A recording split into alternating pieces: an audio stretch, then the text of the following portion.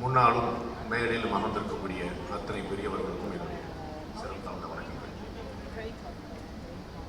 இந்த மேடையில் தான் சூப்பர் ஸ்டார் திரு ரஜினிகாந்த் அவர்கள் சொன்னது போல சீனியர் மோஸ்ட் ஸ்டூடெண்ட்டும்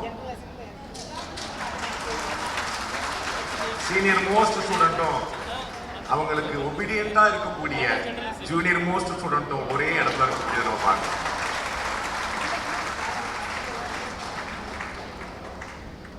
இந்த புத்தகங்களுக்கு பற்றி போறதுக்கு முன்னாடி பெருந்தகை திரு VIT விஸ்வநாதன் அவர்கள் கல்வியை ஒரு சாம்ராஜ்யமாக மாற்றி காட்டிய திரு விஸ்வநாதன் அவர்கள் 2 கவலைகளை பகிர்ந்து கொண்டார்.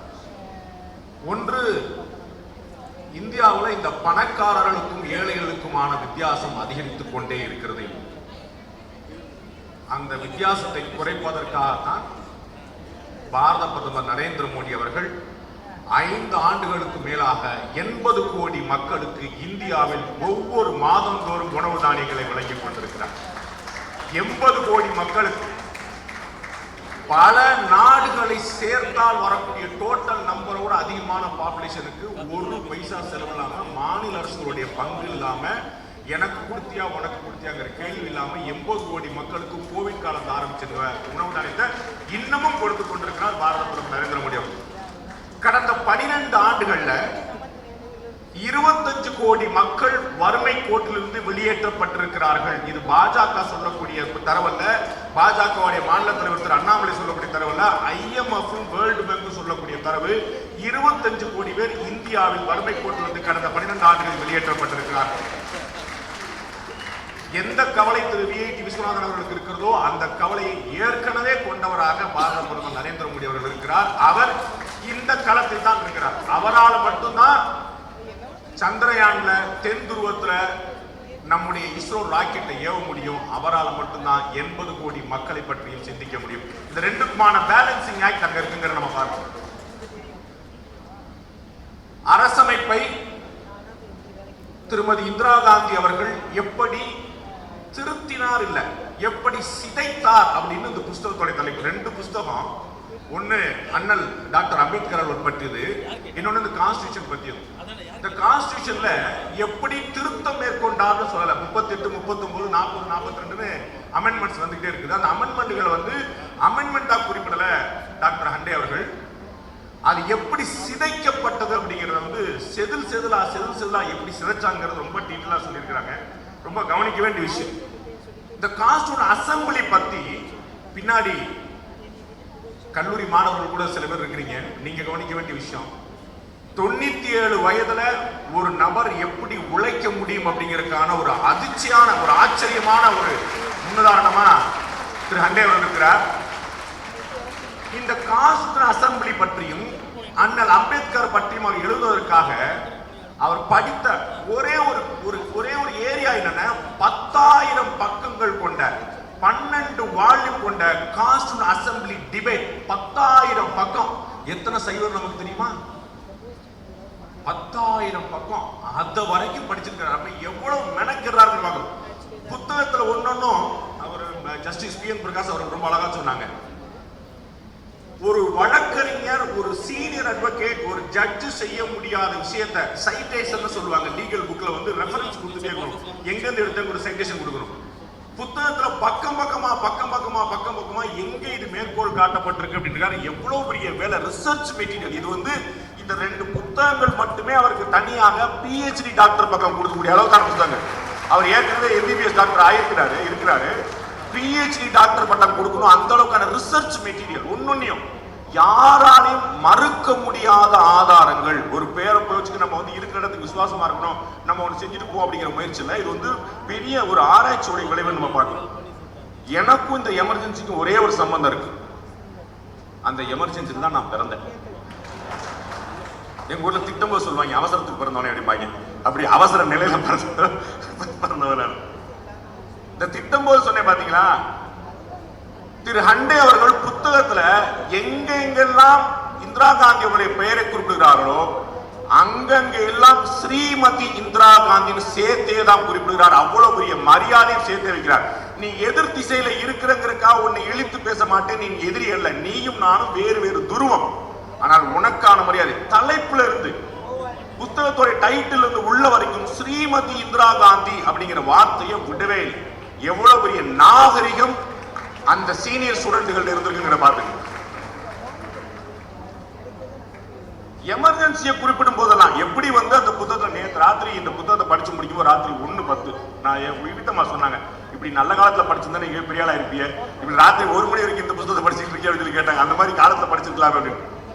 புத்தகத்துல எங்கெங்கெல்லாம் எமர்ஜென்சி குறிப்பிடப்படுகிறதோ, ஏன்னா எமர்ஜென்சி வந்து இந்திரா காந்தி கொண்டு வந்த விஷயம் அல்ல, இந்திரா காந்தி அமல்படுத்திய விஷயம். இந்த இந்திரா காந்தி அமல்படுத்துறதுக்கு முன்னாடி கான்ஸ்டிடியூஷன்லயே இந்த எமர்ஜென்சி இருந்தது.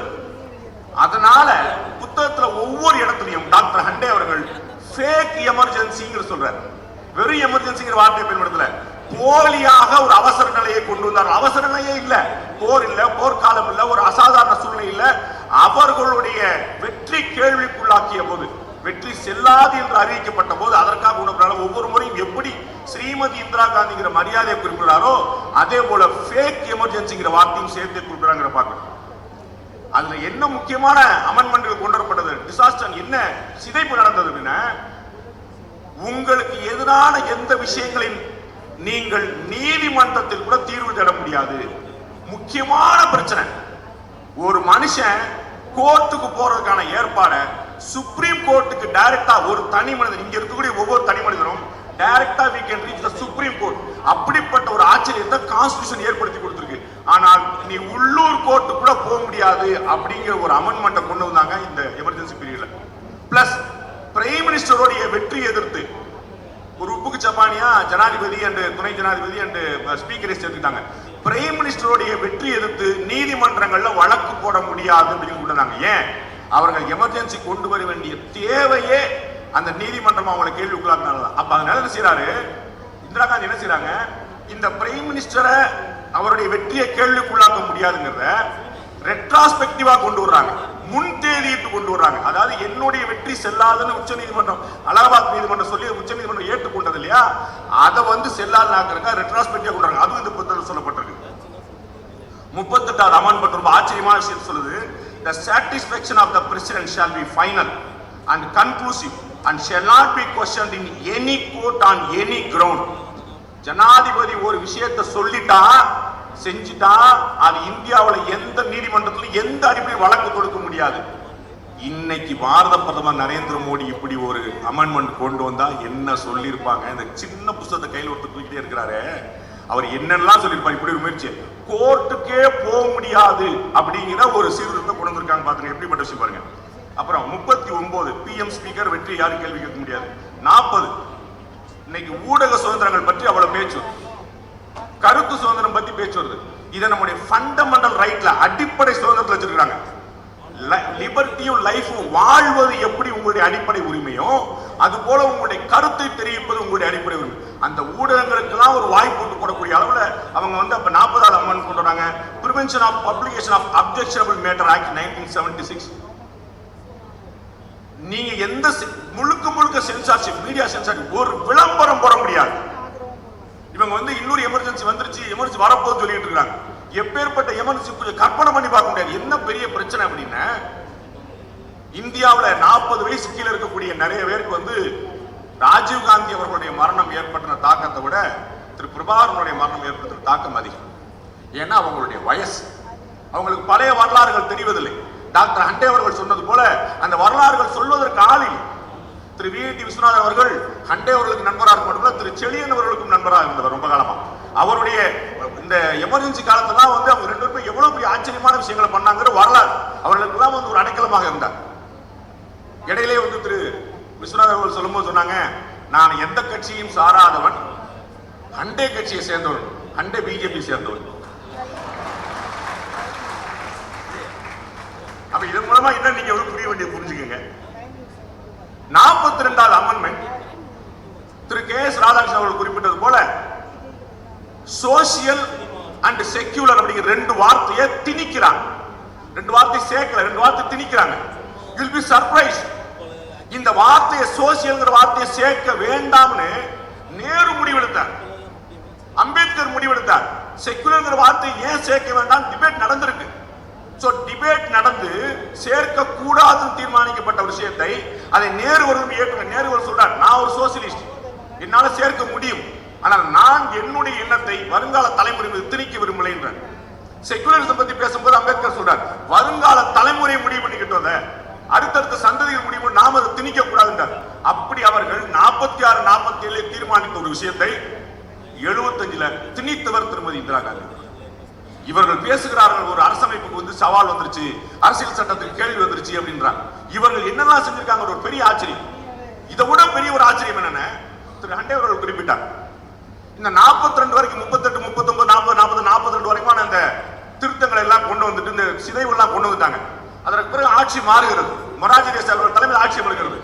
அவர்கள் 44வது திருத்தத்தை கொண்டு வந்து இவர்கள் கொண்டு வந்த திருத்தத்தை எல்லாத்தையும் செல்லாததாக்கினார்கள்.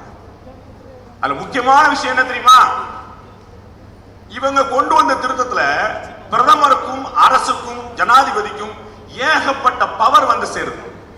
அப்ப நான் எதிர்கட்சியா இருக்கும் போது ஆளுங்கட்சியோட பவரை கேள்வி கேட்பேன், ஆனா நான் ஆளுங்கட்சி ஆயிட்டா அந்த பவர் எனக்கு வேணும். ஆனா திரு மொரார்ஜி தேசாய், திரு வாஜ்பாய், திரு எல்கே அத்வானி போன்ற தலைவர்கள் அப்படிப்பட்ட சர்வாதிகாரம் இந்த நாட்டில் இருக்கக்கூடாது என்று 44வது அமெண்ட்மெண்ட் கொண்டு வந்து அப்புறம் நீக்கினாங்க. என்ன பெரிய மெக்னானிமஸ் பாருங்க, எவ்வளவு பெரிய பெருந்தன்மை பாருங்க.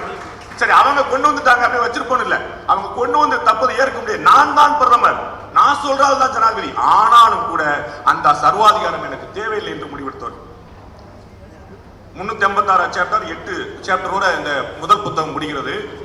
என்னுடைய வேண்டுகோள், இந்த 2 புத்தகங்களும் நிறைய மாநில தலைவர் திரு அண்ணாமலை அவர்களால நிறைய பிஜேபி காரங்க வந்திருக்கிறீங்க, நீங்க நிறைய இந்த புத்தகத்தை வாங்குங்க. நீங்க படிக்கிறீங்களோ படிக்கலையோ, தயவு செய்து உங்களுடைய காங்கிரஸ் நண்பர்களுக்கு இந்த புத்தகங்களை கொடுங்க. படிக்க வேண்டியது அவங்க தான். கான்ஸ்டிடியூஷனுக்கு ஒரு பெரிய சேலஞ்ச் வந்துருச்சுன்னு சொல்றாங்க இல்லையா, எப்படிப்பட்ட சேலஞ்சை இந்த கான்ஸ்டிடியூஷன் கடந்து வந்திருக்குங்கிற தெரியறதுக்கு ஆதார ஆவணம், இது டாக்குமெண்டல் ப்ரூஃப். இது ஒரு புத்தகம் அல்ல, இதுல மொத்தம் எழுதி வச்சிருக்காங்க. நீங்க அதை வந்து எடுத்து போய் காங்கிரஸ் நண்பர்களுக்கு தயவு செய்து எங்கெல்லாம் பார்க்கறது தயவு செய்து இந்த புத்தகத்தை படி, அப்புறமா பேசுங்க. புத்தகத்தை படி அப்புறமா பேசுங்க, கட்டாயம் பேச மாட்டாங்க. நீ புத்தகத்தை படிச்சுட்டு என்ன பேசலாம்னு சொல்லுங்க, அப்புறம் யாரும் பேச மாட்டாங்க. இரண்டாவதாக திரு அம்பேத்கர் அவர்கள் பற்றிய புத்தகம் தமிழ் மொழிபெயர்ப்பு. பாரத பிரதமர் மோடி அவர்கள் குஜராத் முதலமைச்சராக இருந்த போதே அதற்கு வந்து முன்னுரை எழுதியிருக்கிறாரு.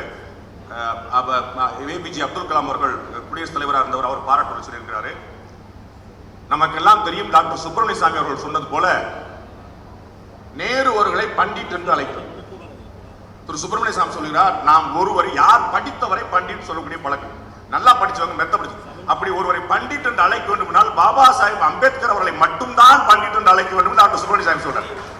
அவ்வளவு படிப்பு, அவ்வளவு படிப்பு, தேடல், ஊர் ஊரா போய் தேடல், காலம் பூரா படிப்பு, சின்ன வயசுல இருந்து முழு படிப்பு, அதை முழுக்க பதிவு செய்திருக்கிறார் இந்த புத்தகத்துல. மொத்த கான்ஸ்டிடியூஷனுடைய எல்லா சரத்துகளையுமே பார்லிமெண்ட்ல இன்ட்ரோடியூஸ் பண்ணி விடுறவரு டாக்டர் அம்பேத்கர் தான். ஒரே ஒரு சட்டத்தை வந்து நான் அமல்படுத்த மாட்டேன், நான் இன்ட்ரோடியூஸ் பண்ண மாட்டேன்னு சொன்னார். 370 எந்த 370 இவங்க எல்லாம் இன்னைக்கு வந்து சொல்லிட்டு இருக்காங்களோ, நாங்க திரும்ப கொண்டு வரோம் சொல்றாங்களோ, அந்த இவர்கள் தூக்கி பிடிக்கிறதெல்லாம் அம்பேத்கர்.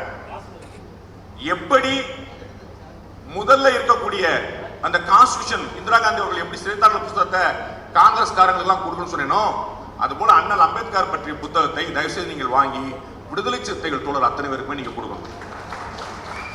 அண்ணல் அம்பேத்கர் என்ன சொன்னார், என்ன செஞ்சார், ஆனா அவர் என்ன சொன்னார் என்ன செஞ்சார்னு விடுதலை சிறுத்தைகள் கட்சி சொல்லிட்டு இருக்குன்னு பார்க்கணும். அந்த வித்தியாசம் இந்த புத்தகத்துல ஆவணங்கள் இருக்கு, தரவுகள் இருக்கு. அவர் 370க்கு எதிராக எப்படி இருந்தார், ஜஸ்டிஸ் சொன்னாங்க, ஏன்ட்ட நீ எப்படி வந்துருவேன்னு சொல்லிட்டு அவர் வெளியே போ அப்படின்னார். ஷேக் அப்துல்லா அவர் வந்த போது ஏன்ட்ட நீ எப்படி கேட்ப, வெளியே போ, நான் செய்ய மாட்டேன்னார். இவர் வெளியில போன நேரத்துல அந்த கேப்ல 370 கொண்டு வந்தாங்க. சட்ட அமைச்சர் கொண்டு வரல. அது எப்படிப்பட்ட விஷயம் பாருங்க. நேரு அவர்கள் விடாப்பிடியா இருந்தார். அப்படி ஒரு எதிரில் இருந்தவர் திரு அம்பேத்கர் அவர்கள். தேசத்துக்கு எதிரான துரோக செயல் 370 கொண்டு வர்றத அம்பேத்கருடைய வார்த்தை இந்த புத்தகத்துல இருக்கு. 370 அமல்படுத்துவது தேசத்துக்கு எதிரான துரோக செயல் என்று சொன்னவர் அம்பேத்கர் அவர்கள். இன்னைக்கு தனி தொகுதியில் பூரா இருக்குது. உலகத்திலேயே இந்தியாவிலேயே அதிகமான பட்டியலின மக்கள், பட்டியலின பாராளுமன்ற பதவிகள் பிஜேபி இருக்கிறாங்கன்னா, இந்த பட்டியலினருக்கு பழங்குடியினருக்கு தனி தொகுதிங்கிற ஏற்பாட்டை கொண்டு வந்து டாக்டர் அம்பேத்கர் அவர்கள். அவருடைய ஐடியா காந்தி அவரோட சேர்ந்த ஒரு போட்ட பூனாபத்தோட விளைவாது வந்து நிற்குது. 1951 நேரு அவர்களுடைய அமைச்சரவை கொடுத்த டார்ச்சர் தாங்காம ரிசைன் பண்றார். 51ல நேருடைய அமைச்சர் கொடுத்த டார்ச்சர் தாங்காம ரிசைன் பண்றார். சட்டத்துறை அமைச்சர் ரிசைன் பண்றார். 52ல போட்டி போடுறார் தேர்தல்ல, மக்களவை தேர்தல்ல. அவரை எதிர்த்து வேட்பாளர் நிறுத்தி தோற்கடித்தது காங்கிரஸ் கட்சி 1952ல. 54ல சட்டமன்றத்துக்கு போட்டியிடுறார், எதிரே வேட்பாளர் நிறுத்தி தோற்கடித்தது காங்கிரஸ் கட்சி. இன்னைக்கு எந்த காங்கிரஸ் கட்சி அம்பேத்கர் அவர்களை தூக்கி பிடித்து நிற்கிறதோ அந்த காங்கிரஸ் கட்சி எவ்வளவு எதிராக வேலை பார்த்ததுங்கிறது இந்த புத்தகத்தில் இருக்கு. நான் சொல்லல, எது சொன்னாலும் டாக்டர் அண்டே தான், நான் கிடையாது. அவர் சொன்னால் தான் நான் சொல்லிட்டு இருக்கேன். இந்த கான்ஸ்டிடியூஷன் அசம்பிளி அதனுடைய டிராஃப்ட் கமிட்டியுடைய தலைவராக மாறினாரு திரு ராதாகிருஷ்ணன் அவர்கள் சொன்னாரு. சேர்மன் அவர் இருக்கவே இல்லை, ராவு தான் அவனை பார்த்தாருன்னு. டிராஃப்ட் கமிட்டியில கான்ஸ்டிடியூஷன் அசம்பிளியிலே ஒரு மெம்பரா இல்ல. 296 உறுப்பினர்கள், அந்த 296 உறுப்பினர் முதல்ல நியமனம் பண்ணிட்டாங்க. அதுல அம்பேத்கருக்கு இடமே இல்லை. எவ்வளவு கவனமா இருந்தாங்கன்னு பாத்துக்கோங்க. இடையில இந்த பாகிஸ்தான் பிரிவினைங்கிறது உறுதியான பிறகு பங்களாதேஷ் ஏரியால இருந்து வெஸ்ட் பெங்கால் ஏரியால இருந்து தேர்ந்தெடுக்கப்பட்ட திரு அம்பேத்கர் அவர்களுக்கு அந்த இடமும் போயிருது. அங்க இருந்த ஒரு பட்டியலின தலைவர் அவர் அம்பேத்கருடைய வீரியத்தை தெரிந்து தான் ராஜினாமா பண்ணி தன்னுடைய இடத்தை அம்பேத்கர் கொடுத்தார். காங்கிரஸ் கட்சி செய்த வேலை அல்ல, ஒரு தனி பட்டியலினத்தை சேர்ந்த கட்சி. அந்த கட்சிகள் தன்னுடைய இடத்தை அம்பேத்கருக்கு விட்டு கொடுத்தார். அப்படி அங்க கான்ஸ்டிடியூஷன் அசம்பிளிக்கு வந்தவர். கான்ஸ்டிடியூஷன் அசம்பிளி தொடர்பாக என்னென்ன குழுக்கள் இருந்ததோ அத்தனை குழுக்களும் அம்பேத்கர் மெம்பர்.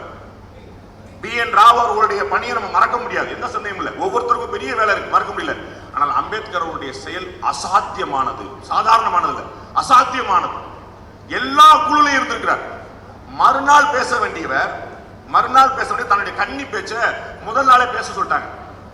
அம்பேத்கர் குறிப்பிட, நான் நாளைக்கு தான் பேசுறதுக்காக ப்ரிப்பேர் பண்ணியிருந்தேன், நான் இன்னும் ப்ரிப்பேரே பண்ணல, இருந்தாலும் நீங்க வாய்ப்பு கொடுத்துட்டீங்க பேசுற. ஒரு 10 நிமிஷம் பேசுறாரு, ஒட்டுமொத்த சபையும் ஆடிரு.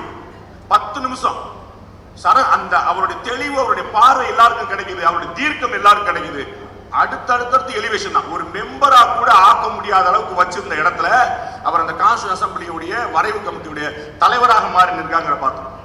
1952, 54 2 தேர்தலில் தோல்வி. 1956ல இறந்து விடுறார். யோசிச்சு பாருங்க, 1956ல பாபா சாஹேப் அம்பேத்கர் இறந்து விடுறார். முதல்ல பாரத் ரத்னாங்கிற அவார்டு அந்த விருது அறிவிக்கிறாங்க. அந்த விருது அறிவிக்கும் போதே அந்த பட்டியல்ல திரு நேரு அவர்களுடைய பேர். கொடுக்கிறது யாரு? நேரு. வாங்கிறது யாரு? நேரு. பாரத ரத்னா.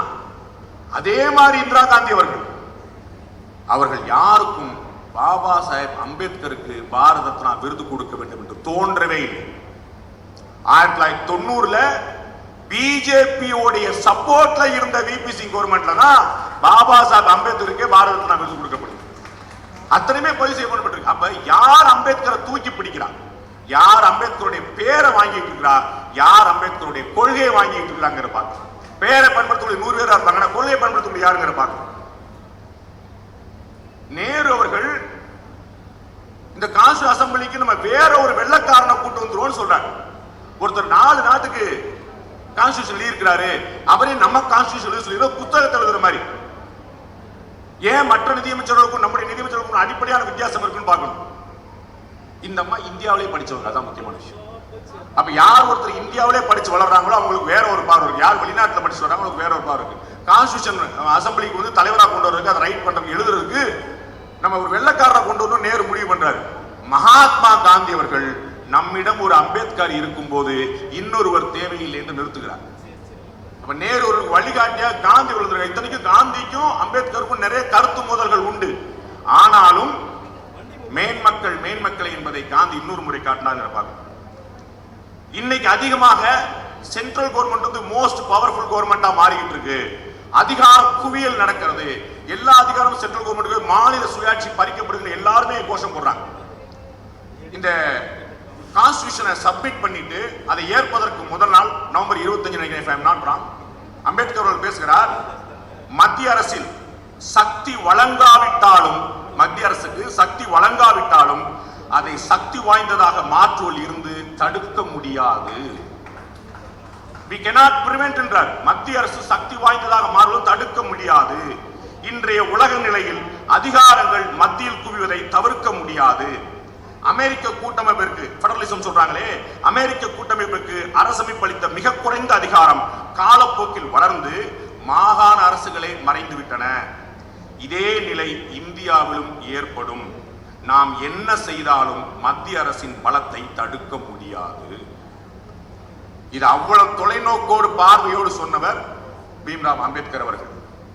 இந்த யூனியன் வார்த்தையை பயன்படுத்தி சொன்ன, அதை பத்தியும் டாக்டர் அண்டே அவர் சொல்லியிருக்கிறார். மாநிலங்களுடைய சம்மதத்தின் பேரில் இந்த நாடு உருவாகவில்லை. அம்பேத்கர் சொல்கிறார், இந்த நாட்டுடைய வசதிக்காக மாநிலங்கள் பிரிக்கப்பட்டிருக்கின்றன அப்படின்னு. மாநிலங்கள் தமிழ்நாடு நான் இணைஞ்சுக்கிறேன்னு சொல்லல. அன்னைக்கு தமிழ்நாடுங்கிற பேரே கிடையாது. ஆந்திரா, கர்நாடகா, கேரளா நாங்க இணைஞ்சுக்கிறோம் சொல்லல. மத்திய அரசு தான் தன்னுடைய கன்வென்ஷனுக்கு அன்னைக்கு சென்னை மாநிலம் இருந்தது, பிறகு தமிழ்நாடு மாநிலம். அப்படி அத்தனை விஷயங்களுமே அம்பேத்கர் சொன்னதும் செய்ததும் ஒன்றாக. அவர்களுடைய பிரச்சார பீரங்கிகள் அவருடைய பெயரை படுத்தவர்கள் சொல்லும் செய்த வேறா இருக்கிறது. இந்த உண்மையை அடுத்த தலைமுறைக்கு கொண்டு சேர்க்க வேண்டும். இதெல்லாம் இப்ப அம்பேத்கர் 1956 மறைந்து விட்டார். எமர்ஜென்சி 1975 முடிஞ்சு வச்சு, 50 வருஷம் முடிஞ்சு வச்சு, அந்த பக்கம் 80 வருஷம் முடிஞ்சு வச்சு. அப்ப எல்லாருக்கும் என்ன நினைக்கிறாங்க, இந்த உண்மைகள்லாம் யாருக்கும் தெரியாது, இருக்கிறவர்களும் நாளறிஞ்சு சொல்ல மாட்டாங்க நினைக்கும் போது அந்த இடத்துல தான் விடிவெள்ளியாக டாக்டர் ஹண்டே அவர்கள் நான் இருக்கிறேன் என்று சொல்லி இந்த 2 அற்புதமான புத்தகங்களை வெளியிட்டிருக்கிறார். அந்த பெருமக்கள் அத்தனைவருக்கும் என்னுடைய சிறந்தாழ்ந்த நன்றி தெரிவிக்கிறேன். நன்றி.